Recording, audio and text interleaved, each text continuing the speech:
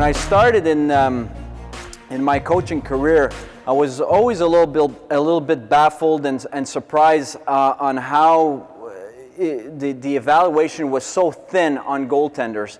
I would be in meeting with scouts or with coaches and GMs, and essentially, we would talk in training camp about a certain goaltender, and you'd hear, "Oh, I like him," or "I don't like him," and then I would ask, "Well, why don't you like him?" And scouts or GMs or coaches would have a hard time explaining why they don't like the goaltender or why they do like him, Especially now, these days, when you look at all the hockey schools and all the goalies that train 12 months a year, you go on the ice, you go into a training camp, especially at the junior level, at the midget level, at the bantam level, they're all good. They're all good technically. They all can slide around, they all can move in the crease, and they all can push and stop. They all have great gear. They're all dressed like they're going to play in the NHL. And so it's very difficult to kind of differentiate who's good, and who's not, and who has who is on a trend to get better and improve, and who is not, who is kind of plateaued.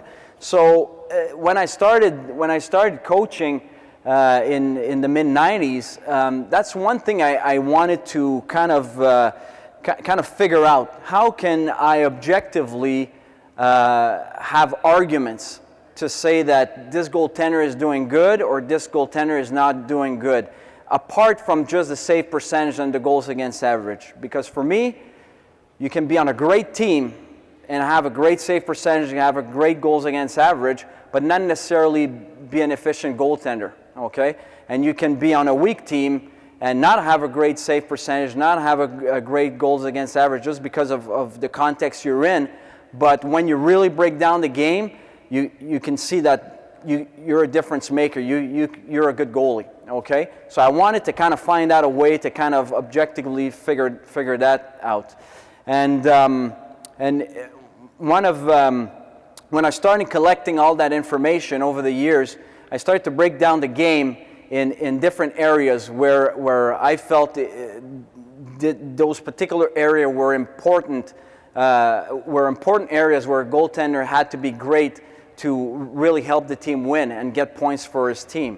So I started to kind of break down the game in certain areas and collect save percentage or ratios that would kind of give me a little bit that information. And a couple of years later, I was maybe 2-3 years into my coaching career, and I will always remember that meeting. Our GM came down one day and told us, well, okay, we're going to trade. We had a young goaltender who was 17 years old. We had a really weak team. We were kind of on the upstart of rebuilding the team. And our GM comes down and says, well, we're going to trade our goalie for another team in the league. It's goalie, one-on-one trade. And I was like, whoa, okay. I was a little bit surprised by that. We were all surprised by it. And then we started to discuss, and I was already starting to collect information. And for me, even if our goalie didn't have a great save percentage, when I looked at the information I was collecting, I could tell that he was on an upward trend. And when we discussed as a staff with our GM, with our coaches, we took the decision not to make the trade. The trade was on the table, and we decided not to make the trade and kind of trust a little bit the information in our gut feeling. And at the end, it worked out for us. That goaltender was Corey Crawford, who had a great junior career with us and had a tremendous career now in the NHL. And we could have lost him at 17 years old just on a whim because we were a struggling team. And his, just off the top, his stats were not great. And we could have traded him for another young goaltender that, his stats were a little bit better.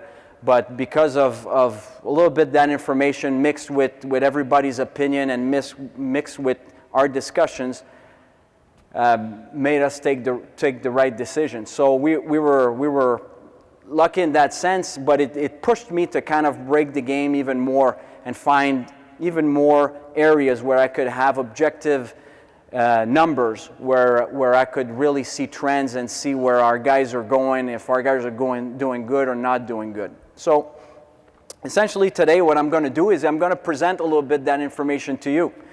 Some of the points that I've developed over the last 20 years. And hopefully you'll be able to use them in the future. But I'm going to tell you right now, it takes a commitment to use them. It takes a commitment to take those stats every game.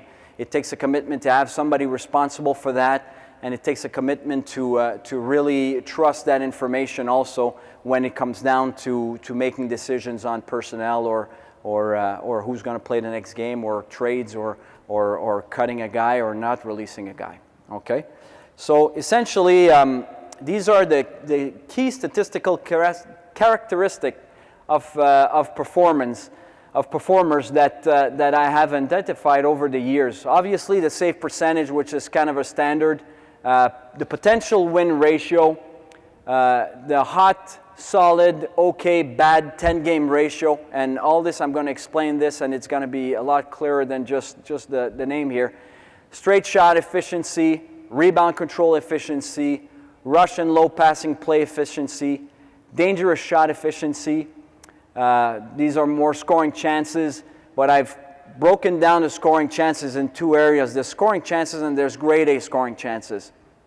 That's going to be another one. Rebound efficiency and PK efficiency, and also handles efficiency, okay?